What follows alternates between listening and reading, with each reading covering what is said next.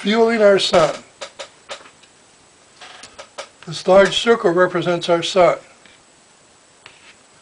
Notice the diameter of it, the distance across it.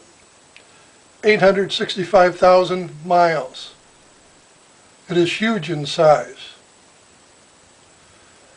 As one moves from the surface toward the center of our sun, mass density increases greatly. Von Helmholtz in 1854 theorized just the mass collapse inward may be the agency that fuels our sun, that continually gives off energy into heat. He had it partially right. It is due to the force of gravity. As mass moves toward the center of our sun, it is compressed in direction of travel. It is also laterally compressed. This distance, 800 miles, is an area within our sun where mass cannot exist because it would be exceeding the speed of light. 400 miles from the center of our sun, if a mass were to be anywhere within this area, it would be exceeding the speed of light due to the force of gravity acting on it. And a mass cannot exist in that area. What this means is that the area about the center point of our sun is greatly compacted. It is denser than the most dense material we can possibly generate. This brings about a problem for those who believe in a hydrogen to helium conversion.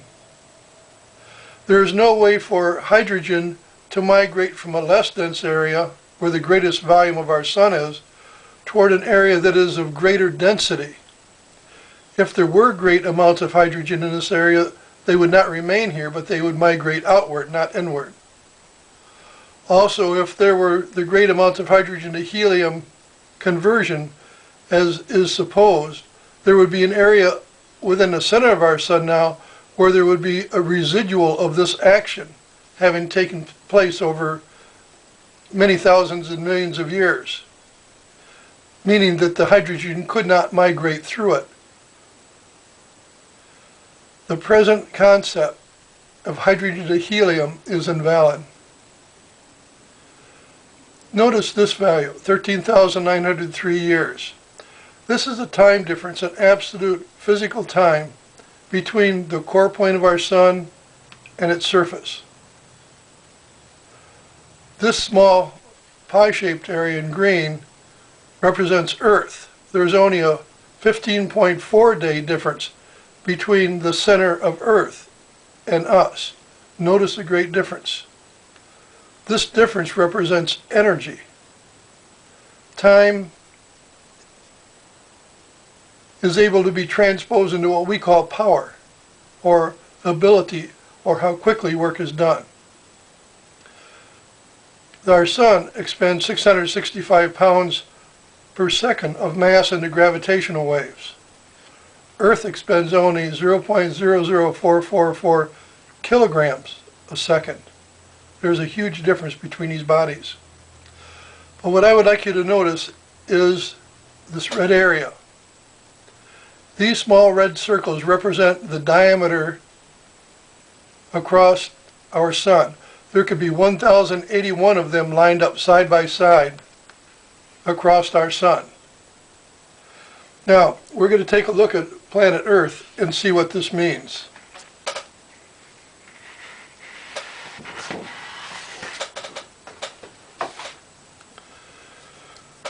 This planet Earth, notice it's almost 8,000 miles across.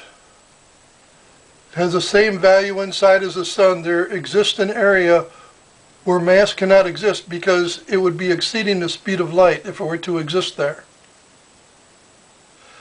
Notice how the density within our planet works. 1,500 miles from its center, mass is moving at 224 feet per second. 10 miles, it's moving 957 miles per second. And then at 0.717 miles from the center of our planet, it is moving 186,258 miles per second, almost the speed of light. At 0.716 miles from the center of our Earth, it would be exceeding the speed of light, and mass cannot exist there. The diameter within our core of Earth, where mass cannot exist, is 1.434 miles, almost a mile and a half. But what is interesting about this is, notice the number of these void areas within our Earth that could potentially exist across its diameter. If these were able to be placed side by side, there could be 5,000 of them, 5,509 across the diameter of our planet. In the sun, there was only the potential of 1,081. That's all, 1,081. What this means is, as a large solar body increases in mass and proportionate energy, that the void area within that mass increases proportionally. Therefore, this limits the size that a sun is able to become, for their energy cannot exceed the size of the mass.